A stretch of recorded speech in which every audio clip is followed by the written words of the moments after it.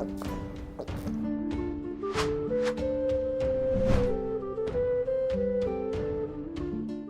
Moin, hallo und herzlich willkommen zu einem neuen Video hier auf meinem Kanal. Und heute gibt es hier eine Runde Shakes and Fidget. Wir befinden uns heute wieder auf dem Server Maven. Ja, und hier sind innerhalb kürzester Zeit extrem viele Leute dazugekommen. Das hatte allerdings damit zu tun, dass heute ein Fix bzw. eine neue Version raufgespielt worden ist auf dem Server hier, weil viele Accounts nicht mit beachtet worden sind. Wir haben hier ja letztes Mal, als wir reingeschaut haben, knapp über 1 Million. Jetzt haben wir nochmal 56.000 Leute mehr auf dem Server, einfach so. Und bevor wir auf die Ehrenhalle eingehen, weil hier hat sich auch extrem viel getan, beziehungsweise sind hier auch viele interessante Sachen auf jeden Fall zu sehen. Wir haben ein paar Informationen zu Strider bekommen, wie so seine Pläne hier auf dem Server gewesen sind zum Anfang, wie sie jetzt sind. Und er hatte mir da ein bisschen auch was erzählt gehabt. Zuvor aber erstmal kurz, was hat es hier mit diesen ganzen Accounts auf sich? Und da gab es aufgrund von technischen Problemen etwas Neues auf dem Server hier. Wir möchten euch über eine bevorstehende Wartung der Spielwelt Maven informieren. Aufgrund eines technischen Problems wurden ca. 55.000 Charaktere, die nicht einem SF-Konto verbunden waren, bei der ursprünglichen Fusion nicht berücksichtigt. Aus diesem Grund werden wir diese Charaktere morgen, also heute, hinzufügen. Um die Aktualisierung durchzuführen, müssen wir die Spielwelt so, also wurde ein bisschen runtergefahren. Hier außerdem möchten wir uns bei den Spielern entschuldigen, die von der Fusion betroffen waren und nicht spielen konnten. Nach Rücksprache mit Vertretern der Community halten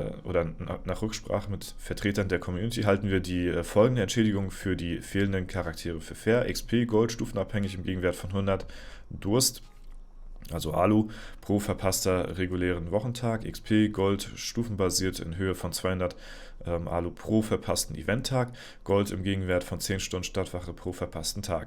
Ja, also da wurde ein bisschen gegengewirkt jetzt hier. Außerdem erhalten Charaktere aus der Spielwelt 1 eine zusätzliche Entschädigung dafür, dass die Spielwelt 6 Stunden früher als geplant vor der Fusion geschlossen wird. XP und Gold stufenabhängig, entsprechend 320 Durst, Gold im Gegenwert von 10 Stufen Stadtwache Verdienst. Ja. Also da wurde sehr explizit und im Detail wirklich auf den Verlust hier eingegangen, was ich tendenziell ganz gut finde. Ich hatte es ja gar nicht so mitgekriegt, ich spiele ja auf dem Server nicht. Holy shit, ist das schon wieder hell hier, Alter.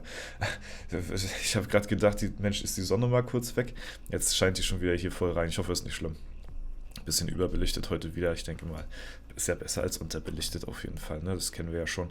Ja, und auf jeden Fall ist gut zu wissen, dass in Zukunft vielleicht auch aufgrund dessen hier sehr detailliert an solche Verluste rangegangen wird, wenn mal irgendwo ein Server jetzt nicht so funktionieren sollte, wie er funktioniert, oder irgendwo Verluste am Start sind. Ich hatte bisher noch nie so ein ins Detail mit Stadtwachenverdienst auf 10 Stunden gerechnet, ne? Und diese stundenbasierte und Level und Gold und XP pro Alu und so, das ist schon sehr detailliert, ein sehr detaillierter Ausgleich auf jeden Fall. Ich bin gespannt, ob sie das in Zukunft auch auf anderen Servern so bringen werden oder ob das jetzt nur im Zuge der Fusion so gewesen ist. Ja, das fand ich sehr interessant auf jeden Fall. Dann, wenn wir mal in die Rangliste hier reinschauen, haben wir hier die Maven-Ehrenhalle, die kennen wir ja schon. Und ja, das erste, was wir sehen, ist auf jeden Fall die Call-Elite. Gibt es so in der Art und Weise nicht mehr, wie wir sie kennen. Wenn wir hier nach den Gilden mal sortieren, dann sehen wir hier, dass jetzt Rise of Legends, da wo Strider drin spielt, also was früher wohl die Call-Elite gewesen ist, sich irgendwie umbenannt hatten und jetzt mittlerweile schon auf Platz 2 stehen. Ja, das ist sehr interessant, und kurz davor sind hier die Golden Armada, die stärkste Gilde auf dem Server, so ein bisschen vielleicht zu besiegen und in die Knie zu zwingen. Ich weiß nicht, ob sie jetzt nochmal neue Leute dazu bekommen haben oder so. Sie haben jetzt hier einen Durchschnittslevel von 670, Golden Armada ist bei 662, also dahingehend haben sie die Gilde jetzt bereits schon überholen können. Mal gucken, ob sie das auch von der Stärke her so schaffen werden. Ja, des Weiteren hatte ich von Strider mal so ein bisschen gehört gehabt, so wie seine Pläne auf dem Server hier gewesen sind. Wir kamen zufällig mal ins Gespräch, sag ich mal, und dann hatte er dann halt eben auf jeden Fall vorgehabt, mit dem Server hier so ein bisschen eine Konkurrenzgilde zu den Endgegnern auf den anderen Servern zu schaffen. Ja, ich kann ja noch mal kurz den Webshop aufmachen. So, dazu muss ich mal kurz auf einen anderen Server gehen. Und ja, da weiß man ja, dass wenn man jetzt nach den Gilden sortiert, auf jeden Fall hier die Endgegner die Nase vorne haben. Ne? Dann kommen ja noch ganz viele andere Gilden auf jeden Fall. Und die ehemals Col Elite, jetzt, was waren das? Rising Legends heißen die jetzt. Ja, war so ein bisschen ein Versuch, Rise of Legends, so ein bisschen Versuch auf jeden Fall, da so ranzukommen. Ne? Wir sehen ja zum Beispiel hier, dass Paura e Panico, ja, auch eine Gilde von Maven, auf Platz 9 schon ist. Und ja, mit 670 vom Durchschnittslevel her werden sie da wahrscheinlich nie wirklich so krass rankommen. Aber das war zumindest so ein bisschen die Intention gewesen, ein bisschen Konkurrenz zu machen. Viele haben auf dem Server nicht richtig wohl ja, darauf so Bock gehabt, auf so eine absolute Mega-Fusion. Vor allen Dingen seine ehemalige Gilde nicht, The Severed Tongue. Die war wohl auch daran nicht so interessiert, so eine Fusionsgilde zu erstellen. So, deswegen hatte er sie dann wohl damals dann auch verlassen.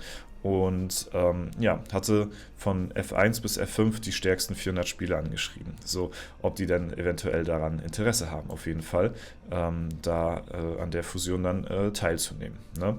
Und ja, um einfach halt so ein bisschen Konkurrenz zu schaffen in der ja, weltweiten Ehrenhallenliste, also in der IHOF. Ne?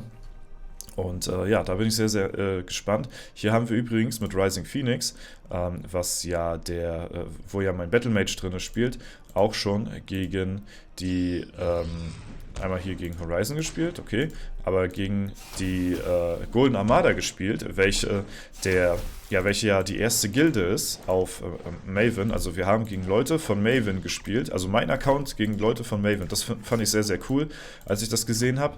Und ja, um mal so ein bisschen zu sehen, wie so der Kampf jetzt gerade zwischen der stärksten Gilde von Maven und unserer Gilde, wo ja mein Battlemage drin ist, wie das Ganze so aussieht. Ja, auf jeden Fall, um mal weiter in den Text zu gehen, hatte dann Strider so ein bisschen versucht, dann halt die Leute zu werben. Und ja, das war dann auf jeden Fall so mehr oder weniger sein Ziel. Und dann hat er noch so geschrieben, in ganz entfernter Zukunft wäre auf jeden Fall so es wünschenswert, dass er, oder wäre so sein Langzeitziel, dass er irgendwann Platz 1 in der IHOF ist, in der Spieler-IHOF und halt eben Platz 1 mit seiner Gilde in der Gilden-IHOF. So, das war so das Ziel. Beziehungsweise, dass er halt ja, dass er seine Gilde auf Platz 1 und er selbst auch auf Platz 1 ist in der IHOF. Das wird natürlich noch ein bisschen dauern. Ich weiß nicht, ob das eines Tages so machbar ist. Ich bezweifle es, ja, aber das wäre definitiv ein sehr ambitioniertes Ziel und ja, hört sich auf jeden Fall auch cool an, auf jeden Fall. Ne? Also stellt euch mal vor, ihr werdet zu Platz 1 IHOF und damit eurer Gilde auch noch als Gildenleiter, ne? Dann steht ihr ja als Gildenleiter auch dort in der IHOF dann, ne? Seid ihr da dann auch am Start. Ne? Also klingt auf jeden Fall nach einem sehr coolen Ziel. Ob er das schafft, ist natürlich fraglich, aber wir wünschen ihm da viel Erfolg bei auf jeden Fall. Und ja, jetzt sehen wir hier kurz noch gerade mal meinen Battlemage-Account gegen ein paar Spieler von der Golden Armada. Ne? Rising Phoenix generell ist ja auch eine sehr starke Gilde, in der wir hier spielen. Und die hatte sich ja auch zusammengetan aus dem Battlemage-Server, der damals vorher war. Und ich glaube, der Server, wo der, warte mal, wo war das?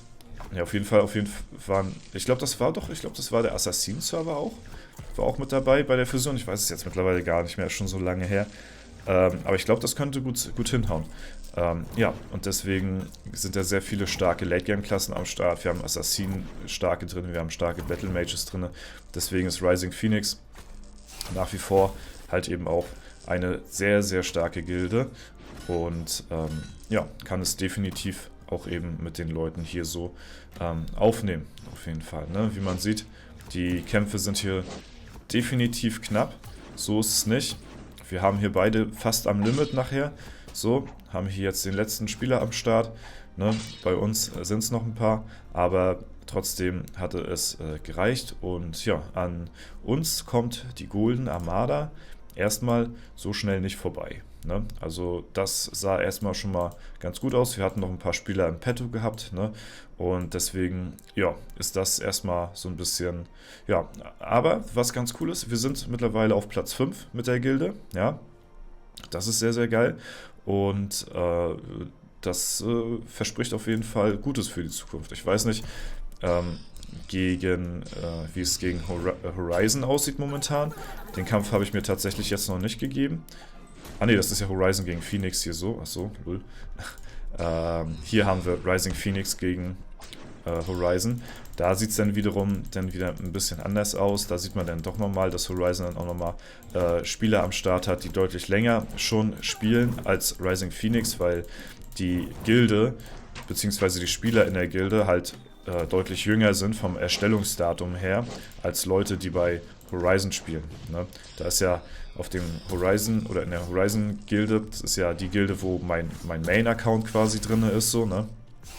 Und diesbezüglich haben die Leute halt eben dort deutlich mehr Zeit gehabt, um halt eben ja, ihre Accounts zu hegen, zu pflegen, und deswegen ist die Gilde natürlich auch deutlich stärker im Kollektiv als unsere von Rising Phoenix. Für die Zeitspanne, die aber Rising Phoenix hatte, um ihre Accounts hoch zu pushen, ist sie trotzdem sehr, sehr stark. Ne? Aber jetzt sind wir, glaube ich, so ein bisschen stuck hier gerade.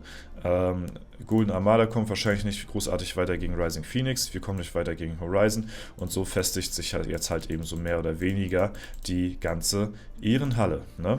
Ja, aber das wollte ich euch nur mal kurz mal zeigen, was hier so abgeht auf dem Server. Ne? Es gibt auf jeden Fall noch andere sehr, sehr interessante Dinge hier auf dem Server. Da möchte ich aber nicht weiter im Detail, sage ich mal, drauf eingehen. Ich sage nur mal so, wenn man sich von den Spielern hier und da mal die Klasse anguckt und mit welchen Pots die teilweise im Kollektiv hier am Start sind, ne? Und sich die ja, Gilden bzw. die Spielernamen so ein bisschen anschaut, ja, die Spielernamen und das Level im Kollektiv, dass das hier alles relativ gleich aussieht, und ich sag mal so, so häufig also man kann ja mal einen Fehler machen, ne, dass irgendwie, keine Ahnung, ein Magier mal mit einem Geschicktrank rumrennt, so, ne, aber wenn man das hier so im Kollektiv mal betrachtet, wie viele Klassen hier falsche Pots drin haben, ne? Ich lasse das einfach mal so im Raum stehen, ja. Wenn man sich einfach mal so die Namen anschaut, die Level, die Durchschnittslevel, und dann halt eben diese Häufigkeit von diesem Fehler mit dem Pot und der Klasse, ne? Dass da was durcheinander gebracht worden ist, finde ich das sehr interessant auf jeden Fall, was hier in der Gilde so abgeht, ja. Ich habe hier so meine Vermutungen, sag ich mal, ne? Ich will hier natürlich nichts unterstellen, aber ich sag mal so, bildet euch einfach mal eure eigene Meinung, was hier gerade so passiert. Vielleicht sind da irgendwelche Einstellungen falsch gelaufen, dass hier die falschen Pots genommen worden sind, automatisch, und deswegen so viele mit den falschen Pots rumlaufen. So, mehr möchte ich dazu nicht sagen. Ich finde es nur krass, dass wir hier die Platz 7 Gilde von dem Server, Los Mamelucos oder wie die heißen, ja, ich weiß gar nicht auf welchen, warte mal, ich muss hier mal kurz gucken, welches Durchschnittslevel die haben. Die Platz 4 Gilde vom Durchschnittslevel von Maven so viele, ja, komische Spieler bei sich in der Gilde hat. Ne? Das finde ich, macht den Server Maven auch nochmal sehr viel interessanter, dass eine Top-Gilde, die Platz 4 Gilde vom Level her, sehr viel komische Spieler bei sich hat, ja, und da bin ich auch nochmal sehr gespannt, was da in der Zukunft mit passiert, ne? Will ich mich aber nicht zu weit aus dem Fenster lehnen, nachher tappe ich irgendwie noch in Fettnäpfchen oder so, das möchte ich natürlich nicht, aber ich wollte euch nur mal darauf aufmerksam machen, was hier in der Gilde so im Kollektiv so abgeht, ja, deswegen bildet euch eure eigene Meinung dazu, und das war es erstmal soweit von mir. Es ist auf jeden Fall nach wie vor sehr interessant, was auf Maven hier passiert. Ich werde hier weiter ein Auge drauf werfen und ja, freue mich auf die Zukunft, wie es hier so weitergeht auf dem Server. Wenn es euch gefallen hat, lasst gerne eine Bewertung, Kommentar dazu da. Ansonsten wünsche ich euch noch einen super schönen Tag. Vielen Dank fürs Zuschauen. Haut rein und bis zum nächsten Mal.